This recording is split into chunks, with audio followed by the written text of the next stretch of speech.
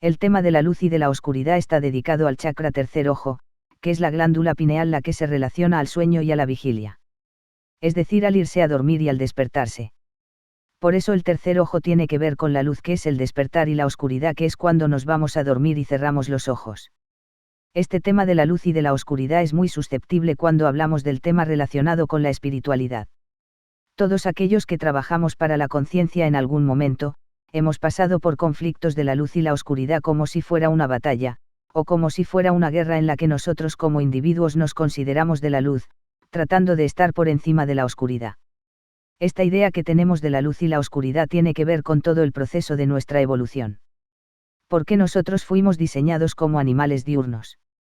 Es decir, todo nuestro ser fue diseñado para sobrevivir a lo largo del día, no durante la noche. Entonces nuestra biología trata de protegerse e irse hacia adentro en el momento de la noche, es decir, en el momento de la oscuridad. Solemos sentir en cierta forma que nuestro cuerpo debe de protegerse de la oscuridad de las sombras de la noche. Porque en la oscuridad, en las sombras de la noche, desde hace millones de años hemos estado débiles ante criaturas que nos podían atacar. Esto fue creando en nuestro inconsciente colectivo la idea de que en la noche está lo malo, y tenemos que hacer lo posible para defendernos de la noche para que así podamos vivir en la luz del día. Es básicamente biológico y muy propio de un planeta como el nuestro, que ha evolucionado a partir de la búsqueda de la luz. El concepto de defendernos de la oscuridad es algo propio de las especies diurnas. Se sienten inseguras durante la noche. Estas tienen que dormir y no pueden ver bien durante la noche. Si nos fijamos, la mayoría de los seres, de los animales que se mueven durante la noche, son los que consideramos o relacionamos con diabólicos, con las cosas que nos dan miedo. Esta es la parte de la biología que nos enseña, que nos muestra, que nosotros hemos ido construyendo un mundo a nuestro alrededor, en cuestiones muy ancestrales. Y no en cuestiones filosóficas, sino en cuestiones muy básicas de supervivencia.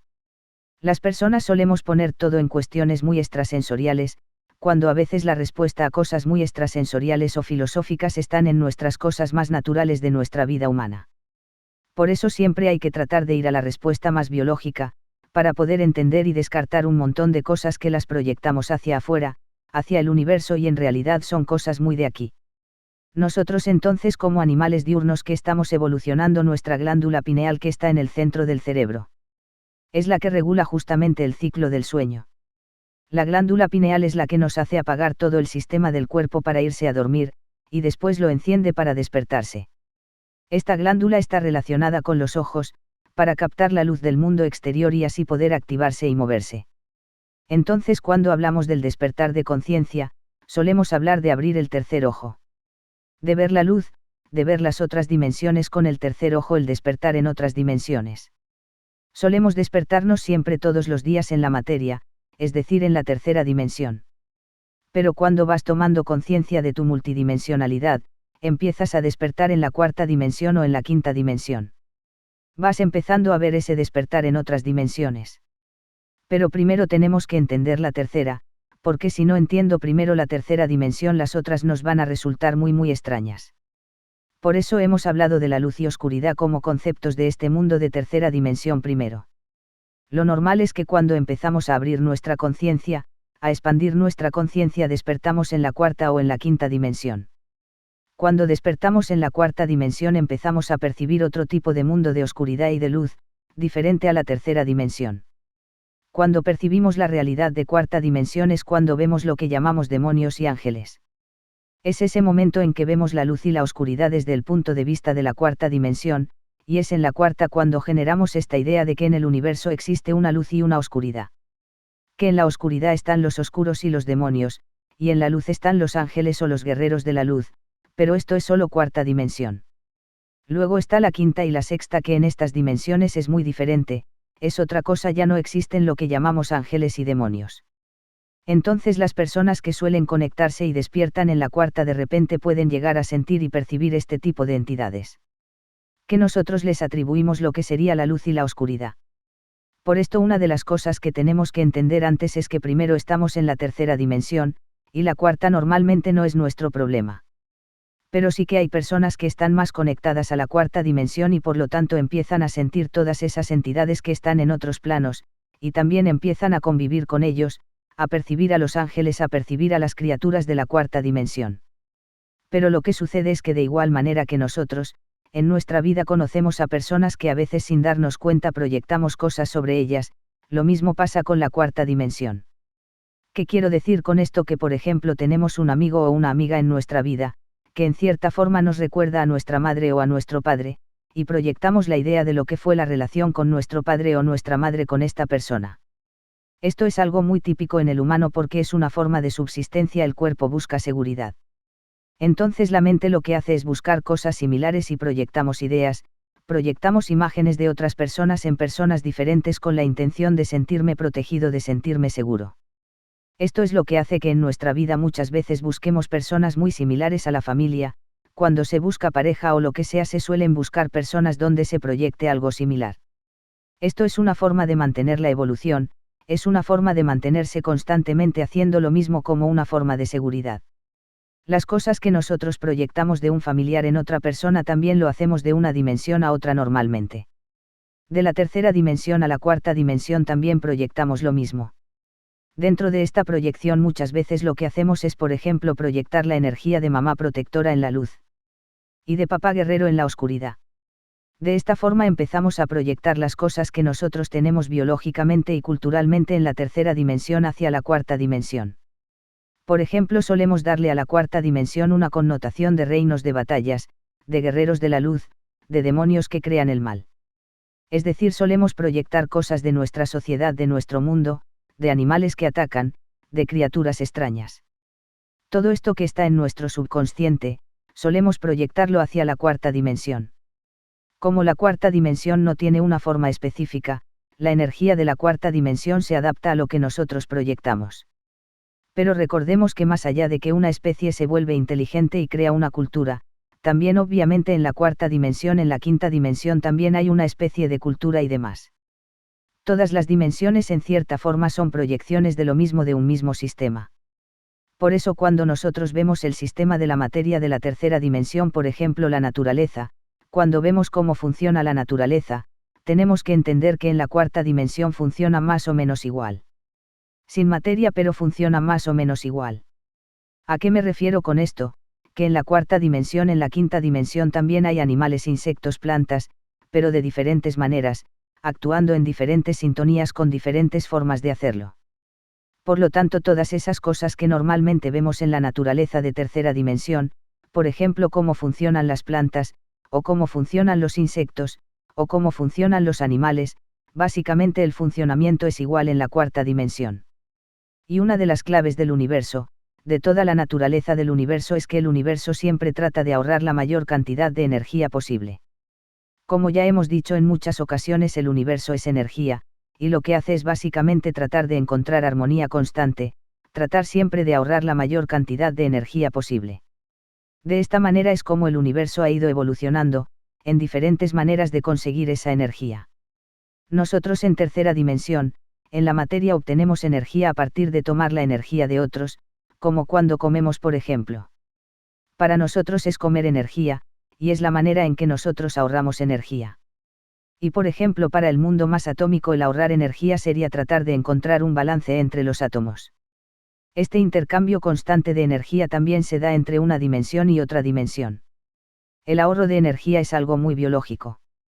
Pero no funciona con entidades separadas, sino que justamente se logra a partir de un montón de entidades intercambiando energía. Si todos esos seres intercambian energía, entonces no hay desgaste de energía y armonía. Muchos seres de cuarta dimensión son como insectos que viven también de la energía de la tercera dimensión. Imaginar que la tercera dimensión es un árbol que da frutos. Y la cuarta dimensión son los insectos que viven de ese árbol.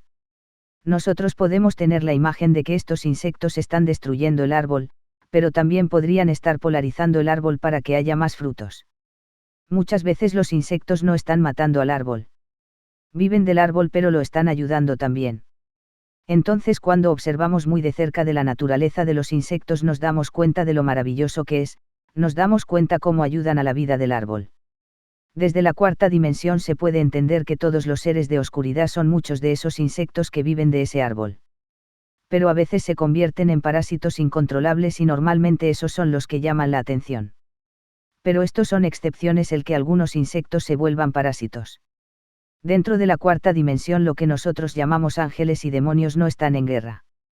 Los ángeles y demonios son insectos por llamarlos de alguna manera, son mariposas, son orugas, son hormigas.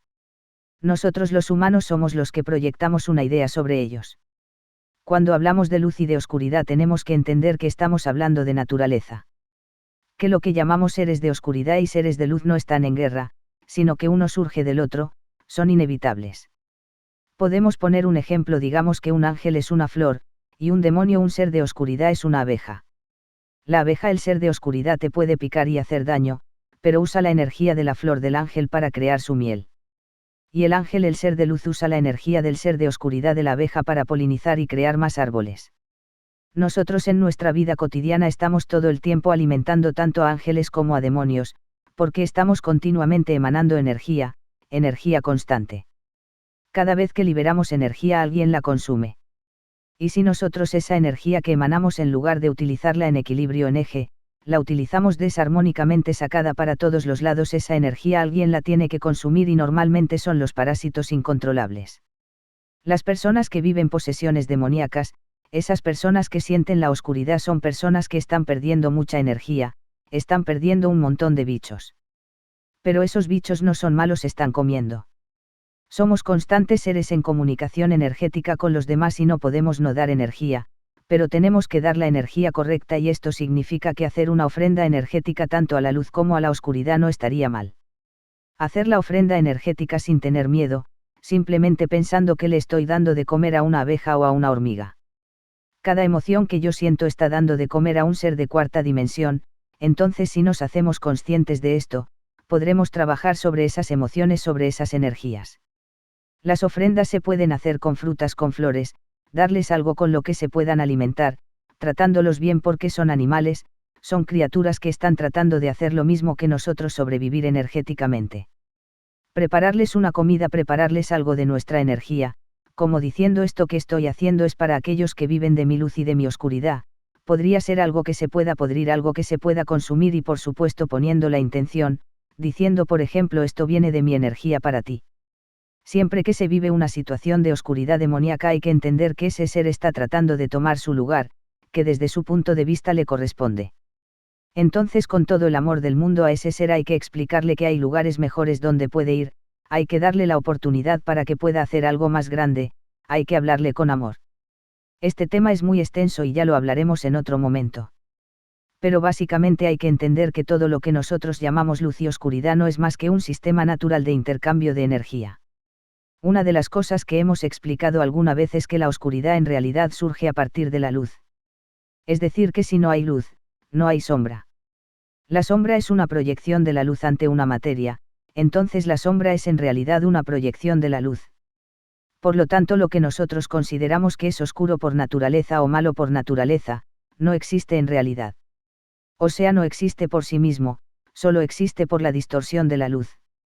Es la luz la que se distorsiona creando formas a través de las cuales después aparece la oscuridad. Por esto no existe una guerra entre la luz y la oscuridad, porque en el universo no tiene sentido, no hay ningún sentido, porque la oscuridad no existe, es solo una percepción. Todos los seres que existen en el universo son luz, o luz distorsionada, pero no un aspecto opuesto. Por eso básicamente todo lo que existe nace a partir de la luz, incluso aquello que consideramos oscuridad.